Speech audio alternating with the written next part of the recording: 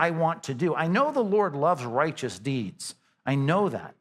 So what I'm going to do is make sure that I'm quoting Psalm 11, verse 7, I am going to plan to do them. What are the plans you have to do righteous things? Number 3, very simple, plan to do more good.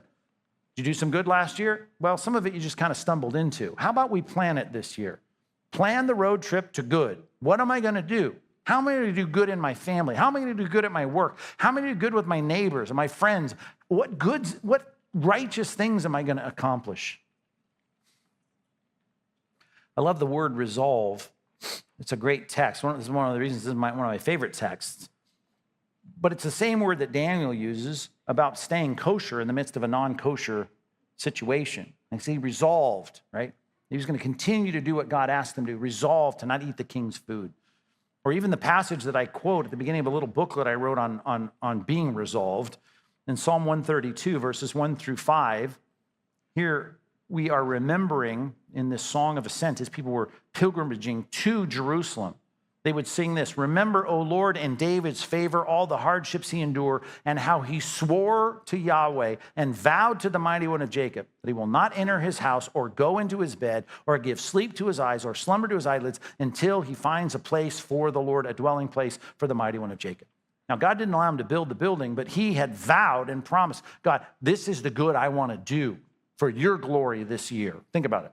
And in this case, of course, before I go to sleep, I'm going to do this good thing. I'm just wondering how many of you even plan to do good.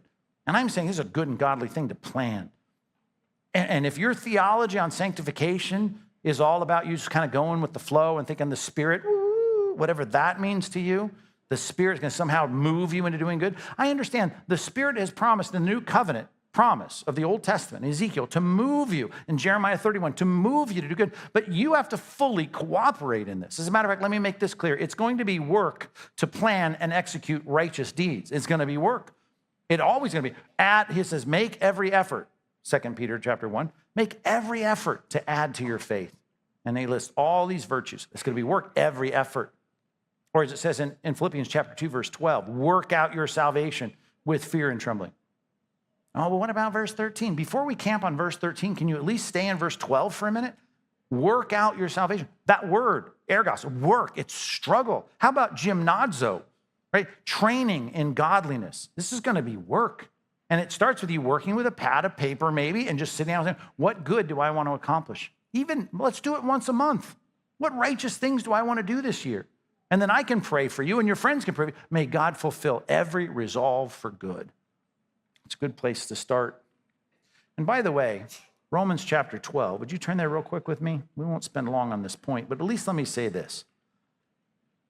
Good cannot be defined by just whatever your conditioned conscience thinks is good, because your conditioned conscience is conditioned by the world in many ways. And some of us think that Christianity and righteousness is simply being nice to people. I'll bake cookies for my neighbor. That's not righteous acts. There may be some righteous reason to do that, but that's not righteous. That righteousness is not just being nice, helping old ladies cross the street. That's not the kind of righteousness that we're dealing with when we're talking about publicizing Christ's greatness. It may be involved in it, but it isn't the goal. And let me say this, you have to define good and righteousness by God's standards.